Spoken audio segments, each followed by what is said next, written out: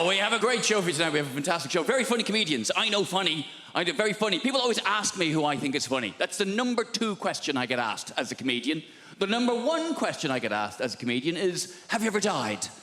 As soon as you tell someone you're a comedian, first thing they want to know, oh, you ever died? Oh, what's it like when no one laughs? Oh, tell us about the worst gig you've ever had in your life. Please, relive for me, in minute detail, the worst moment of your professional career. Have you ever really died? It's like saying to a doctor, tell us about the last patient you lost. What happened? With the family crying. I bet they were they? Yeah. People are such ghouls. It's the number 1 question. Have you ever died? Number 2 question, though, is what makes you laugh? People always want to know that from me. Who do you think is funny? And that's a nicer question. That's more understandable. You know, I make people laugh. People want to know what makes me laugh. In the same ways you might say to your hairdresser, who cuts your hair? Or you might say to someone in an Audi, who do you think drives like a cock? Same kind of thing. I like that joke. It's a short joke, it's a sharp joke, and also with that joke, I get to spot every Audi driver in the room. I can just see it there. Pinched expression on your face there. All right, no need to be like that about it. I've done well for myself. It's a very reliable machine. And the fact that I can tell you're an Audi driver by the expression on your face means technically you've just given a form of indication. So well done. Good for you. Who knew you could do it? Yeah. Have you ever died? Who do you think is funny? You always get asked the same questions. That's why I don't like doing interviews. I love doing this job. This is great. I love standing here talking to you, though. But doing interviews, it's a necessary evil. It's part of the job. I having to answer questions. And I don't even like watching interviews. You'd rather watch a comedian tell jokes than talk about how they wrote them. You'd rather watch a singer sing songs than talk about their inspiration. You'd rather watch a sports person do their sport. You'd certainly rather watch a sports person do their sport. Come on now. Sports interviews can be turgid affairs at best. And then I hit it with my foot. You mean you kicked it? If you like. They're rarely interesting. And I'm not slagging sports people. It takes a great deal of single-mindedness to excel at a sport to a point where people want to interview you about it. But sports people are famous because they're good at sport, not because they're good at talking about sport. That's why you find a sports person who is good at talking about sport, the BBC will cream their knickers over them. We found a woman. She used to ride horses. That's a sport. And she's quite lively and engaging and charismatic. Put her on absolutely everything!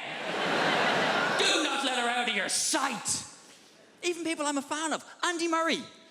I love Andy Murray. Britain should be very proud of Andy Murray. He's done a lot to be proud of. He's won Wimbledon. He's an Olympic gold medalist. And he put up with a lot of shit when he was, 8th best in the world? Oh, you bloody loser, you. He's done a lot to be proud of. He's won Wimbledon, he's Olympic gold medalist, he's magnanimous in victory, he's humble in defeat. And he's a big comedy fan. He's been to see me live, I've met him, lovely bloke. But Jesus Christ. I cannot listen to him drone on one more time about how he won stroke lost another tennis match. I can't do it. Well, then I hit it to him, and he hit it back to me, and I'm very good at tennis, but he is also very good at tennis.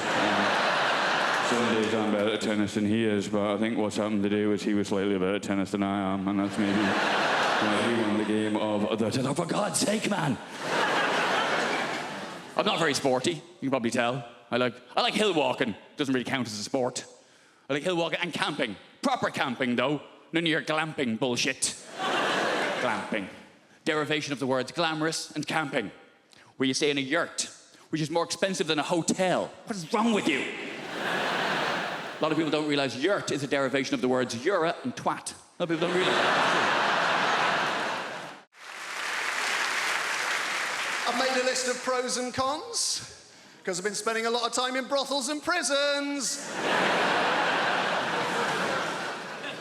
Made a list of pros and cons, always good, give you a bit of balance. Con, complete loss of all feelings of hope and possibility. That doesn't sound very good, does it? It doesn't sound much fun, does it? Pro, increased plug socket access. 1-1. I say increased. It's actually total plug socket access. I've got 32 plug sockets in my house. Each and every one of them is now under my sole domain.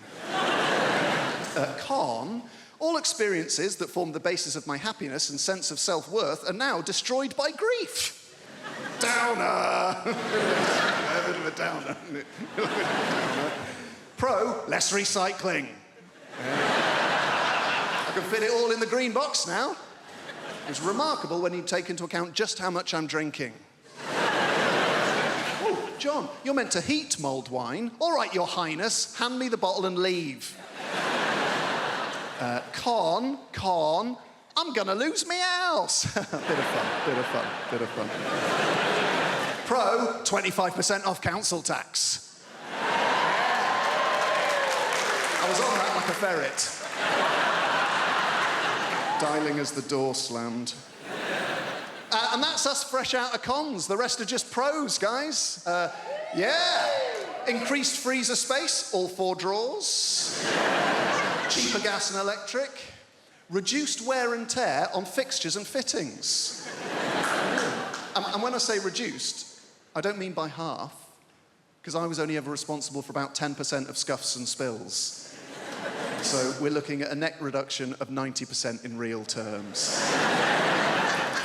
This is my favourite one. Ultimate control over where the iPhone charger cable is and why it is there. There was a time it would take hours to answer the questions, where is the iPhone charger cable and why is it there? Not anymore. Plugged in next to the bed, most convenient place to have it. Simple. Is it unplugged in the bathroom? No, it's not. It'd be a ludicrous place to keep it. There's no plug socket in the bathroom.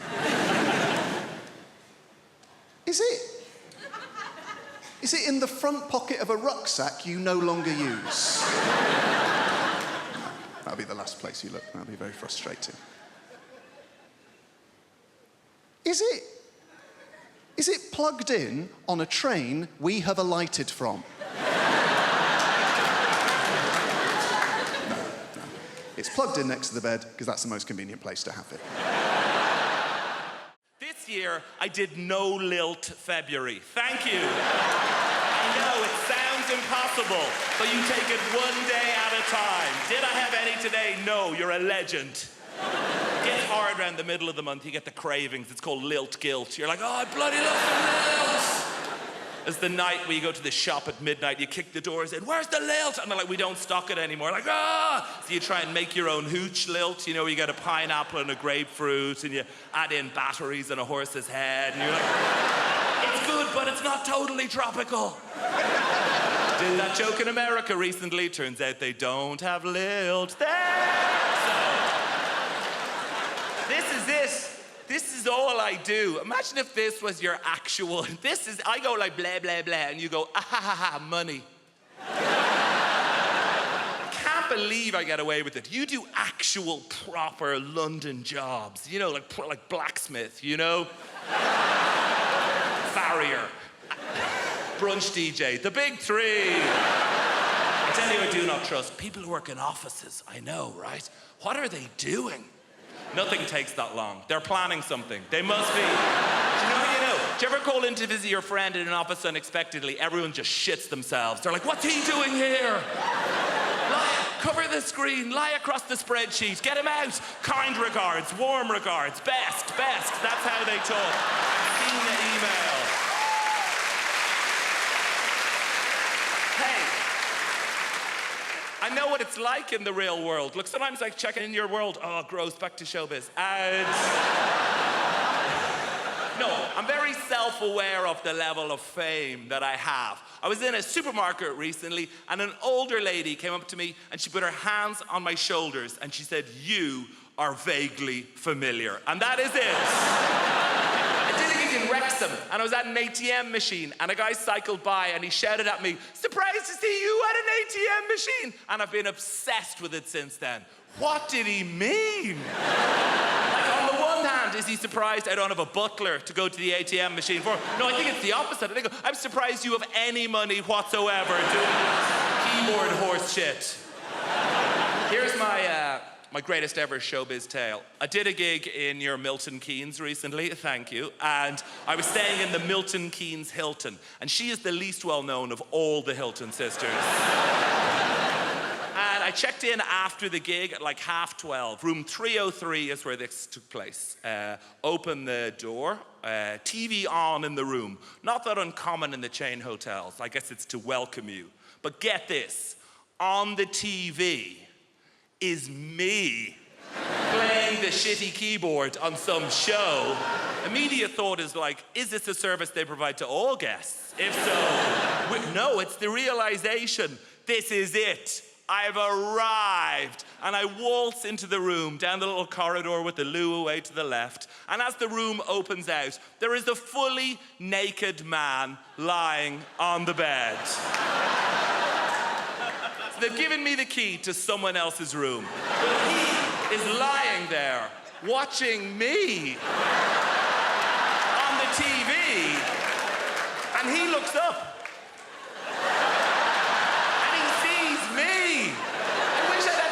To think of something smart. What I say is like, oh shit, sorry man. I could have said anything and I'd be a legend. I could have been like, oh, you enjoying this? Ah, no boner. And just walked out of it.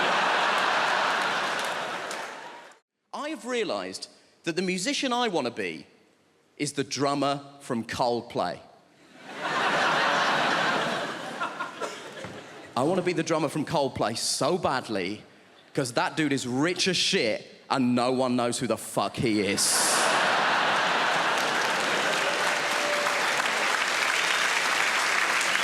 No one knows who the drummer from Coldplay is. He could be here and no one would know. It could be you, it could be you, it could be you. I'm not sure it's an Indian woman, but it could be. We don't know. I'm obsessed with the idea that this guy has the best life in the world. And I was telling my friend about this, and she tried to tell me something that she was trying to portray as a bad thing. Apparently, he loves Game of Thrones, so he said to HBO, can I be in Game of Thrones? And they were like, yeah, man, you're the drummer from Coldplay. You can do literally anything you want. We'll restart The Sopranos if that's something that will make you happy, right? Now, he is in Game of Thrones. Confession time, I don't watch Game of Thrones, but even I know the Red Wedding is an important episode of Game of Thrones, right? He is in the Red Wedding. Guess what he is doing in the Red Wedding? He is the drummer in the wedding band. That is the extent to which this guy's anonymity is a borderline superpower. He is in the most famous episode of one of the most popular television shows in the world, doing the thing he is famous for, and no one noticed.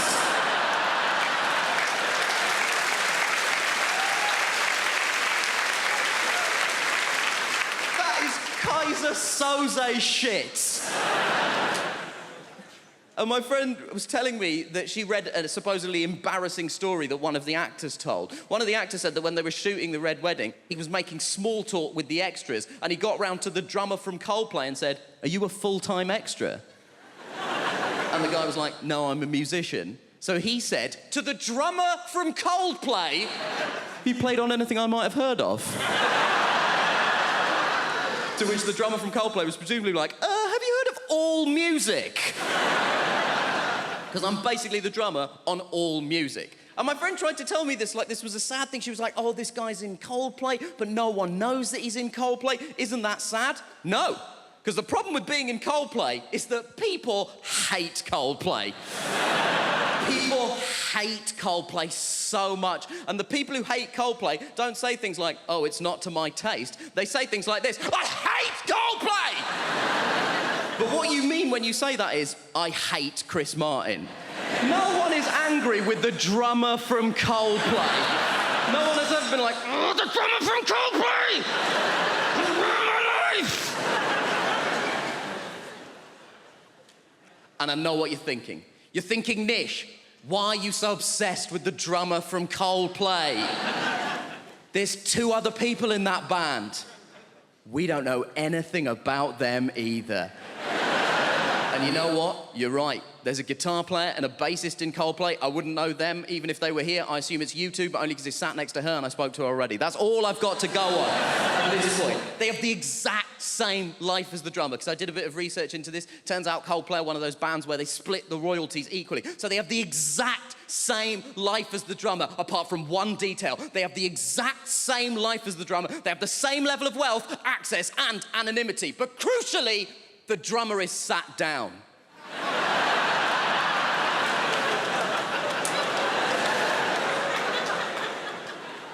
And that is the dream.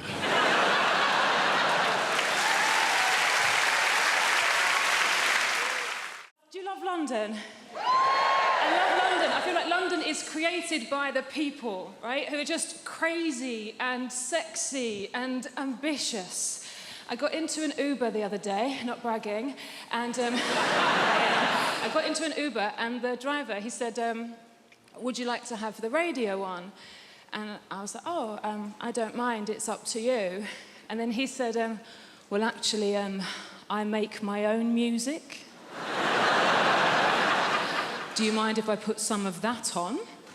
No, I don't. And then he put on Drake's new album. I wonder how often it works. I wonder how often there's a middle-aged white woman thinking, oh, well, he looks like Aladdin and he sounds like confidence personified. Pull over and jump in the back, Nikolai. I'm having a good life. I have recently started doing yoga, which is just change. Yes, woo for the yoga over there. Are you a team? I'm new to it. I love it. Yoga has changed my life. It's brilliant. Yoga is my new drug.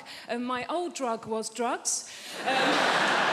Which I'm not going to say anything positive about because it would be incredibly irresponsible. I'm not going to say anything positive about drug taking. What I will say is I didn't take MDMA until I was 32, and it was such a relief to know I could be happy. I just assume the equipment's broken. But yoga is nearly as good, and there's no downsides. It's given me a whole new language. My favourite new word is namaste. Yeah, it's a very old word, it's very sacred, and it means the yoga has finished now. And then you're allowed to leave. I think that the key to being happy as you get older is self-acceptance. Like, I have to accept things about myself now. Like, I'm 36, I thought I would have children by now, and I don't. In an ideal world, what I wanted to self-fertilise. I wanted to have children that were exactly my genetics so that I could show them to my parents and go, see, it was my childhood, they're fine. Science can't do that yet. And then I had a crazy day last month where I just thought, I'm just going to buy some sperm.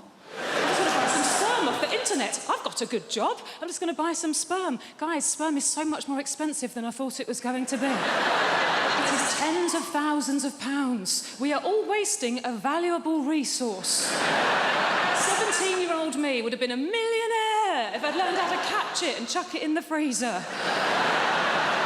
It's a shock. I do think self-acceptance is the key. Like, there's things about myself I don't like, but I just have to accept now that they're not going to change. This is who I am. Like, so for instance, I don't like art. I think art is rubbish. I think lots of people think art is rubbish, but we're too worried of looking stupid, so we go along with it. I think that the worst art form is theatre. Right, okay, I can sense how unpopular this opinion is. Hear me out. I think theatre is diabolical. Look, I do, look, and also, I'm aware, if you are a performer of some kind, if you're an actor, look, please don't be offended. I don't mean being in the play. Obviously, if you're the person in the play that gets to put a wig on and walk up and down and move your arms and project your voice, saying things like, I think you'll find you're contradicting yourself, Alan. Fun. Having to watch it. Dear Christ. I can't concentrate. I can't lose myself in the story. I know that it's not real because I'm surrounded by people eating crisps. And they don't let you look at your phone. So all you're thinking is, well, how long has it been?